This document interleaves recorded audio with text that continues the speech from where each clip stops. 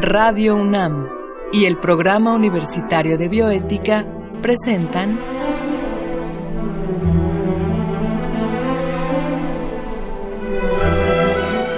El Árbol de las Ideas. Bioética, ciencia y filosofía para la vida. Con Paulina Rivero Weber.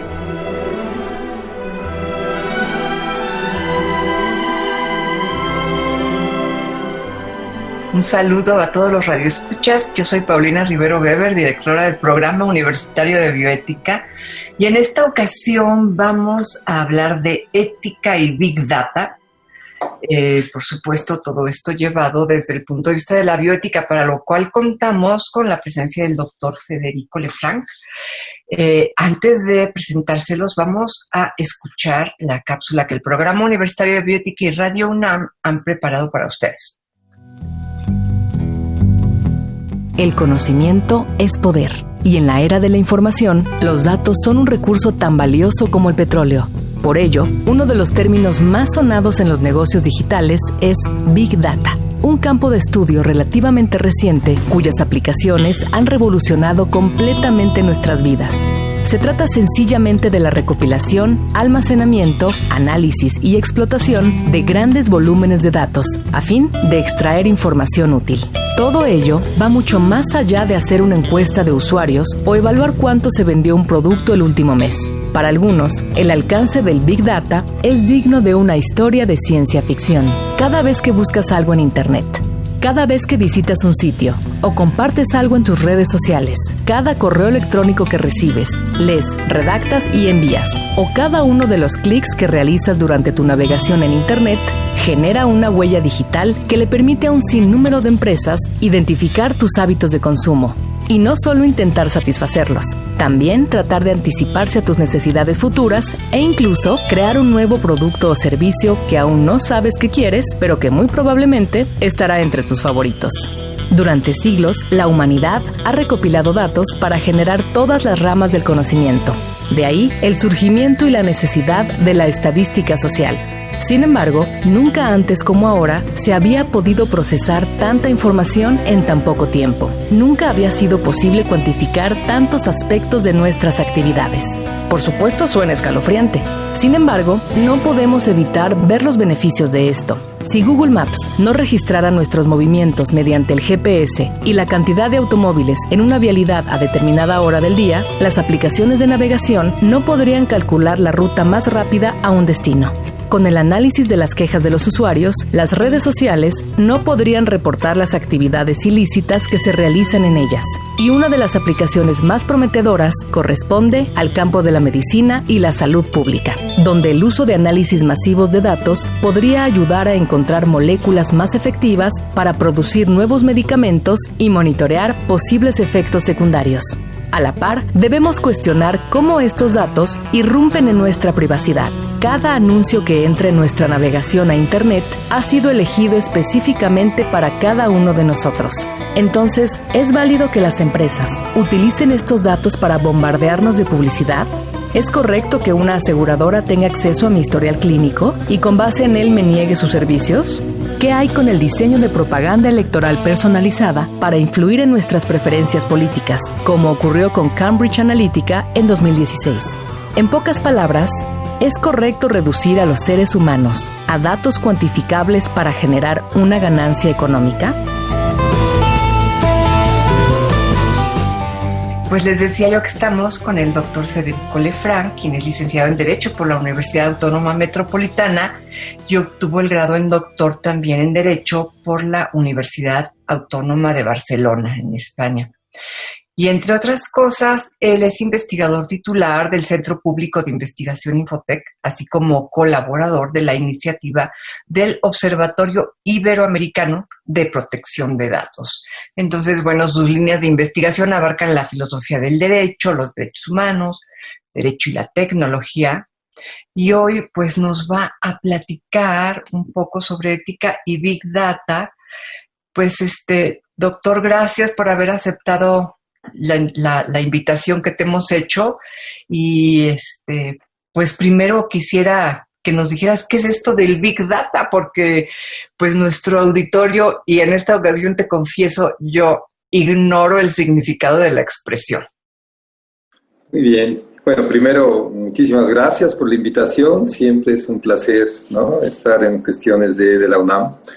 Es así que maravilloso. Gracias al auditorio que escucha, son los que le dan sentido a esto, ¿no? ¿Qué son los Big Data? Como el nombre lo dice, son grandes volúmenes de datos. Okay. Y hay que aclarar que es una expresión imprecisa. O sea, no hay un parámetro a partir del cual se pueda decir esto es Big Data, porque siempre va a depender de aquellos aparatos con los que los podamos contar. Entonces, en realidad, cuando nos excede un número, pensamos, esto es Big Data. Dentro de 10 años que haya computadoras de otra naturaleza que puedan procesar mucho mayor cantidad de información, diremos, eso es Big Data, lo de antes. Claro, claro. Pues, al tratarse de una cantidad, ahora sí que depende de cuánto haya. Exacto. En la totalidad. Y de cuánto podamos imaginarse incluso. Ahora, esto tiene una relación muy fuerte con la ética y la bioética en cuanto a que, bueno, pues, ¿de quién son esos datos? Pues son nuestros datos, finalmente, ¿no? Me imagino. Y eso es importante. A ver, demos brevemente un antecedente. El ser humano ha enfrentado grandes volúmenes de datos desde siempre. Esto es cultural. O sea, un astrónomo hace 2000 años volteaba al cielo, veía la Vía Láctea y eso era Big Data. Un marino se embarcaba, se enfrentaba al océano y las gotas del océano son Big Data, o la arena de las playas es Big Data. ¿Por qué es importante traerlo a colación? Primero, para no mitificar el tema, no es tan nuevo, ¿no? Vamos a quitarle un poco de ese peso. Y segundo, para darnos cuenta de que en cualquiera de los casos, el astrónomo, el navegante y hoy el científico de datos tienen la misma pretensión. ¿Qué quieren hacer con esos datos? ¿Qué quieren hacer con esos datos? Pues quieren predecir. Eso es lo importante. O sea, quieren predecir. Okay. ¿Predecir qué? Solo el observador del cielo, solo un astrónomo especializado podía a su manera tratar de hacer predicciones con base en esos datos que veía en el cielo o el navegante en eso que veía en el mar. O sea, seleccionar una ruta, escoger el momento de una batalla. Es decir, las grandes cantidades de datos se han utilizado básicamente para predecir. Y hoy se usan para lo mismo. Por eso hay una línea ahí. O sea, hoy las cantidades masivas de datos se pretende usarlas para lo mismo, predecir. Hoy es claro que la finalidad es el mercado. Es decir, los Big Data, la inteligencia artificial, cualquier cosa que eso signifique, la inteligencia artificial, los algoritmos predictivos, todo eso va vinculado. Y todo eso tendríamos que confrontarlo con nuestros conocimientos, digamos, clásicos de la ética o de otro tipo de otro cuerpo de conocimientos, ¿no? Entonces, Federico, ¿en qué veríamos nosotros, los seres comunes y corrientes que no manejamos más que la tecnología usual, en dónde veríamos las aplicaciones que tiene en nuestra vida el Big Data? Y están presentes permanentemente. Los vemos sobre todo nosotros en los teléfonos celulares. Ahí los vemos presentes, los vemos en el uso de las redes sociales. Tú y yo alguien está ahorita recabando nuestros datos más allá de la UNAM y los usará. ¿Y cómo los vemos reflejados? En lo que nos aparece en la pantalla. Eso sería la manera en que un usuario común los ve. Esto que hemos identificado y que nos causa curiosidad, de que si tú entras a tu red social y yo entro a mi red social, nos aparece publicidad distinta, pues es consecuencia del uso de datos masivos. O sea, se va perfilando permanentemente quién eres tú en cuanto a tu imagen virtual, quién soy yo en mi uso de las computadoras y las redes. Y conforme a ese perfil, que además, insisto, se va actualizando permanentemente cada vez que tecleamos algo en la computadora, pues entonces se nos ofrece aquello que se considera que nos puede resultar atractivo. No es inofensivo, porque alguien está seleccionando lo que te debería gustar. Ese es uno de los... Para poder venderte ese producto, digamos, ¿no? O sea, hoy, como dije hace un momento, esto que se llama Big Data, algoritmos predictivos, etcétera, y racionalidad de mercado. La racionalidad de mercado van de la mano. ¿Qué significa racionalidad de mercado? No están satisfaciendo una necesidad previa, sino que están permanentemente buscando crear una necesidad que después podrá ser satisfecha, ¿no? En esta interacción con los datos. O sea, realmente lo que hay atrás es lo que deberíamos ver y la intención de quienes están atrás. Digamos, estamos hablando a nivel de los dueños de Facebook y Google y todas estas plataformas, ¿no? Claro, claro. O sea, todos los desarrolladores de ese nivel no son neutrales, les interesa un mercado, no están pensando en ti o en mí o en el usuario común cuando diseñan esto. Están pensando en de qué manera representas un mejor mercado. Claro. Entonces, hay hasta un término muy interesante que se llama economía de la atención. O sea, ellos trabajan para lograr que cada vez pasemos mayor tiempo frente a las pantallas. Claro, hoy no es necesario con la pandemia, ¿no? Pero hemos visto como previo a esto, pues podemos ver a nuestros alumnas y alumnos jóvenes pasando 3, 4 horas frente a las pantallas, ¿no? Sin tocar un libro, etcétera, etcétera. No es una crítica, es una caracterización. Bueno, los programas se hacen para captar la atención, para dar pequeños estímulos, ¿no? Para que estos likes famosos que representan una micro recompensa para que la persona diga, ¡ay, qué bien! O sea, o para que se deprima si no tiene likes, etcétera. No es casual, no es casual. Insisto, hay algo que se llama economía de la atención y que está atrás para eso quiero los datos, pues para lograr que estés el mayor tiempo posible consumiendo datos. Claro, y en ese sentido, digamos, habría también toda una psicología empleada de manera maquiavélica casi para atrapar la psique del individuo, ¿no? Pues te cuento rápido una historia que sí está documentada, o sea, y aunque esté poco documentada, pero lo está, y hay discusión. ¿Qué crees que mandó investigar Steve Jobs cuando desarrolló el iPhone, el primer teléfono inteligente, ¿no? Ajá, ajá. No mandó investigar sobre adicciones, conductas adictivas, etcétera.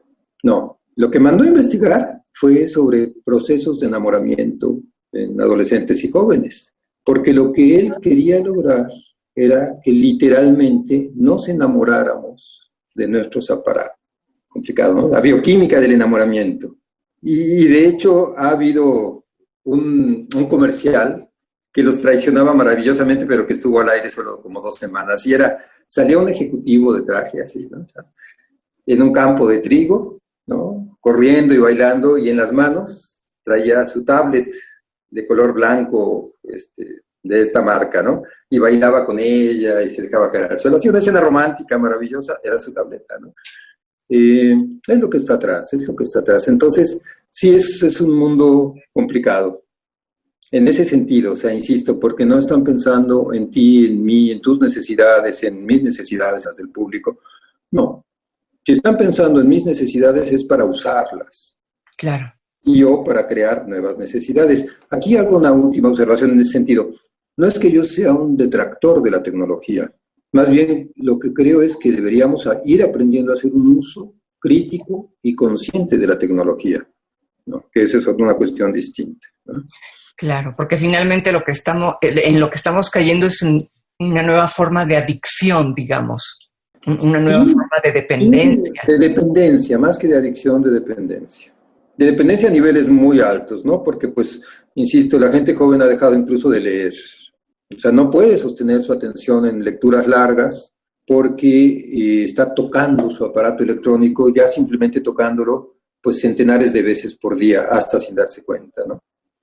Ahora, ¿qué pasa con estas gentes que no pueden separarse literalmente de su teléfono, ¿no? O sea, que tienen incluso, no sé, cámaras de su trabajo en su casa, cámaras de su casa que ven en el trabajo y que todo el tiempo tienen el aparato encendido junto a ellos. Yo esto lo he visto muchísimo, ¿no?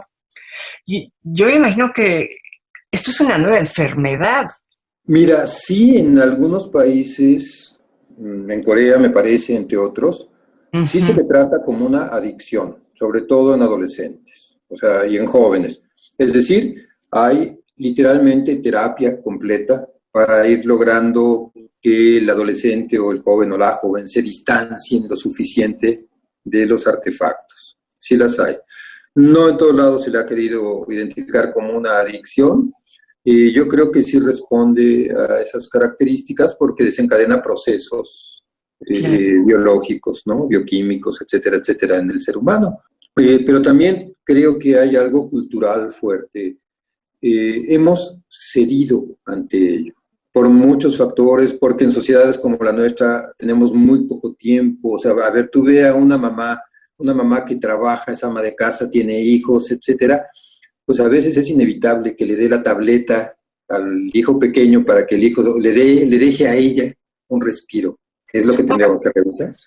Ahora, las mamás antes, para que nos dieran un respiro los hijos, les dábamos, no sé, un libro con imágenes bonitas, un cuento, un juguete muy llamativo.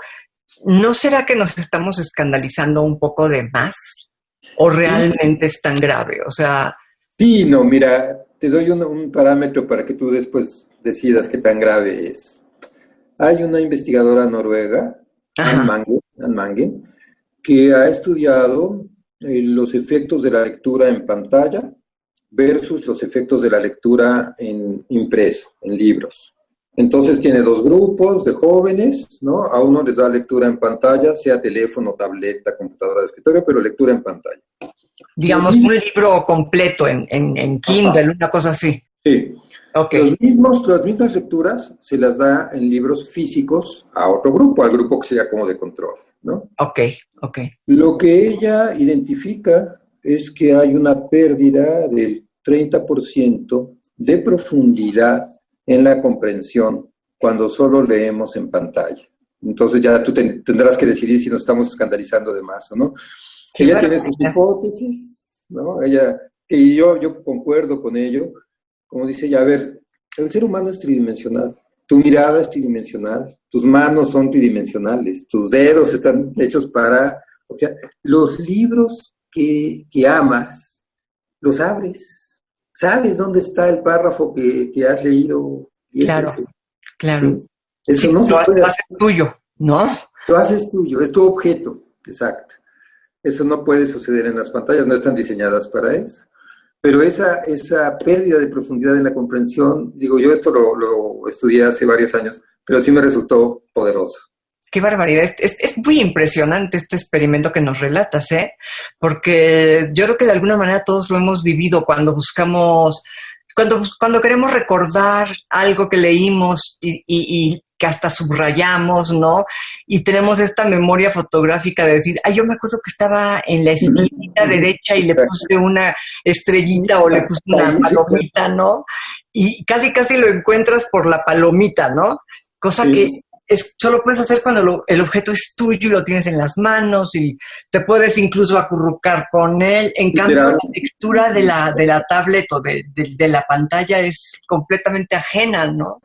Sí, entonces, yo creo que lo que tenemos que aprender es a conciliar estos dos mundos, pero justo eso, sin sobrevalorar. Lo que ha pasado es que tras un discurso de la comodidad, pues hemos ido cediendo muchos de nuestros espacios de acción, de decisión, de voluntad, etcétera, etcétera, sin darnos cuenta que ese ceder era perder en cuestiones que como humanidad nos había llevado mucho tiempo desarrollar. ¿Y para dónde, Federico? O sea, ¿cuál sería el camino? Porque yo veo que cada vez más gente lee de diferente tipo, desde gente muy intelectual hasta gente que solo lee alguna que otra novela, pero yo veo que cada vez más gente lee en pantalla, ¿no? Que cada vez más gente, pues se le hace lo natural darle el celular incluso al bebé, ¿no? Entonces, ¿cuál sería tu recomendación para quienes nos están escuchando? ¿Por dónde tendría que estar marcado el camino? Yo creo que tendríamos que revalorar la ética cotidiana, la ética de todos los días. O sea, el trato humano, ¿no? El trato del humano. Entonces, cuando un programador diseña un programa, cuando un tecnólogo desarrolla un aparato de estos, cualquiera de los que sea, y que vendrán muchos, ojalá hiciera el ejercicio de preguntarse por su propia postura ética antes de escribir el programa, antes de desarrollar el aparato. Eso es muy importante, porque una vez que toma su camino esto, ya no lo detienes, ¿no? Si nos quedan 5 minutos, déjame hablarte un poco del imperativo tecnológico y por qué nos transforma tanto y qué tiene que ver con los Big Data, ¿no? Hasta este momento, hasta hace no mucho, las éticas, llamémosle clásicas, aunque van más allá de las éticas clásicas, tenían como premisa el deber, ¿no? Yo me preguntaba, ¿debo hacer esto? Y si me contestaba que sí, entonces me daba permiso. Si debo, entonces puedo, ¿no? Independientemente si era yo principialista, utilitarista, ética de la responsabilidad, cualquiera. Simplemente, si corresponde a mis principios, es decir, si debo, puedo. Si los fines son buenos, puedo. Entonces, si debo, puedo. El imperativo tecnológico, que no es nuevo, pero que hoy cobra una dimensión poderosísima, después de la Segunda Guerra Mundial cobra una dimensión poderosísima, dice más o menos lo siguiente, ¿no? En materia de ciencia y tecnología, todo aquello que sea posible hacer será hecho, independientemente de mis convicciones éticas, de la moral social, de las religiones o de las leyes. O sea, si puedo, lo hago. Se invirtió. Ahora, el tecnólogo se pregunta, ¿puedo? Y si se contesta que sí, entonces se vuelve un deber. Si puedo, debo. Y es así. En alguna reunión de investigadores, donde estaba antes, precisamente allá en Infotec, 20 y tantos investigadores, todos SNI, etcétera, pero la mayoría tecnólogos, después de 2 días de reunión, les decía yo, a ver, yo vengo escuchando que podemos saber a qué hora va una persona al baño, podemos saber de qué color va a escoger los zapatos, podemos. Les digo, ¿pero alguna vez se han preguntado si deberían tener esos datos de esa persona? Y lo que me sorprendió mucho, maravillosamente, fue que reconocieron que no se preguntaban por si debían tener los datos. Y ya se volvió un tema, y se volvió un tema de estudio y lo que sea, ¿no? O sea, ética y tecnología. Claro. Entonces, por eso mi recomendación es regresemos a la ética, volvamos a preguntarnos si debemos antes de si podemos. Claro. Sí, porque ahí donde solamente manda el dinero o el interés de cuánto puedo sacar de esto, pues la ética se desdibuja por completo, ¿no? Claro, cada vez que se entrecruzan el imperativo tecnológico y las escuelas éticas clásicas, se impone el imperativo tecnológico. De tal manera que hoy, por ejemplo, el ejemplo que traía para esta cuestión era algo que se llama robots autónomos letales, ¿no? Hoy se pueden fabricar robots que una vez accionados, los robots, van a seleccionar sin necesidad de intervención humana a quién van a matar y a quién no. Hay documentos de la ONU al respecto, del relator especial, ¿no? Pero, y así se llaman, robots autónomos letales. Están prohibidos, da igual. No son éticamente correctos, da igual. Eso es lo aplastante, cuando no nos detenemos al inicio. No se deberían fabricar, pero alguien los está fabricando. O sea, un robot al cual le digas mata a toda la gente de tal color o de tal sexo o con tales características. Una vez que esté programado con las características que, como dije hace un rato, no son neutrales, nunca serán neutrales, una vez que lo liberas, entonces ya no está en tus manos decidir si lo puedes frenar, ¿no? Y entonces él decidirá si responden a esos parámetros a aquellas personas que debe eliminar. Qué barbaridad, pues eso sí suena como de película de ciencia ficción, pero de terror, ¿no? Está presente. Lo llevaba porque es el extremo de estos temas. Claro. Justo, ¿para qué se usan los Big Data? Pues para que esos artefactos puedan, entre comillas, seleccionar, sin equivocarse, también está entrecomillado, a quién deberán matar, ¿no? Pues esperemos que con estos agigantados pasos de la tecnología, por lo menos se comience a dar un poquito de más importancia a la ética, porque de otra manera hasta acá llegamos, ¿no? Esto es, de por sí estamos destruyendo todo el planeta y todavía vamos a crear a nuestros propios destructores, pues sí suena un poco terrorífico, ¿no? Digo, lo había visto el mundo helénico, ¿no? O sea, realmente al final es una cualidad prometeica. O sea, Podemos crear y podemos destruir, y esa es característica del ser humano. Claro. El punto es qué hacemos para conciliar nuestra inmensa capacidad destructiva con nuestras poderosísimas capacidades de creación. Esa conciliación lleva miles de años y no hemos podido. No hemos podido. Siempre es complicado, pero creo que no es tan aplastante, ¿no? O sea, hay dos respuestas así como muy a la vista. Una muy interesante es, a la tecnología solo se le puede oponer la tecnología. Entonces, por ejemplo, en el MIT se están desarrollando, vamos a llamarles metaprogramas, que lo que hacen es evaluar a otros programas para tratar de identificar si responden a, entre comillas, valoraciones neutrales, ¿no? En cada uno de sus segmentos de programación. Interesante. No estoy tan seguro de que se pueda, ¿no? Porque quién revisa el segundo programa y así sucesivamente, ¿no? Claro. La otra esperanza, pues viene a mí, digo, me gusta mucho la ética levinasiana, o sea, Emmanuel Levinas me parece maravilloso, y creo que lo que le podemos oponer a la máquina, al artefacto, es el rostro humano, ¿no? O sea, todavía tengo la esperanza de que es identificable un rostro humano y que tiene un poder ético frente a esto. Claro. Y finalmente podríamos entonces, con ese rostro humano, emplear la tecnología para reconstruir nuestro planeta y para, digamos, reconstruir todo lo que la misma tecnología ha destruido, ¿no? Absolutamente. Para el bien. Pues, Federico, te agradezco de veras muchísimo. Qué interesante todo lo que nos has platicado. Nos dejas pensando mucho. Ojalá las personas que nos escuchen pues también se queden pensando en lo que puede lograr una pantalla o como esta serie televisiva, un espejo negro, un Black Mirror. Black Mirror, claro. Ahí tienes un ejemplo tremendo, ¿no? Pues yo le agradezco mucho al doctor Federico Lefranc haber aceptado nuestra invitación y a ustedes haber escuchado este programa. Gracias a Marco Lubián, nuestro productor, en controles técnicos, gracias a Susana Trejo, y escuchamos la voz de Gisela Ramírez en la cápsula cuyo guión contó con la adaptación de Mario Conde al texto original de Diego Dionisio Hernández. Se despide de ustedes su servidora Paulina Rivero Weber.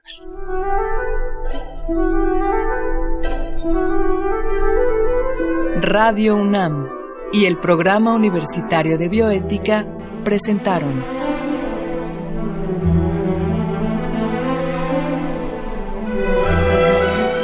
El Árbol de las Ideas. Bioética, ciencia y filosofía para la vida.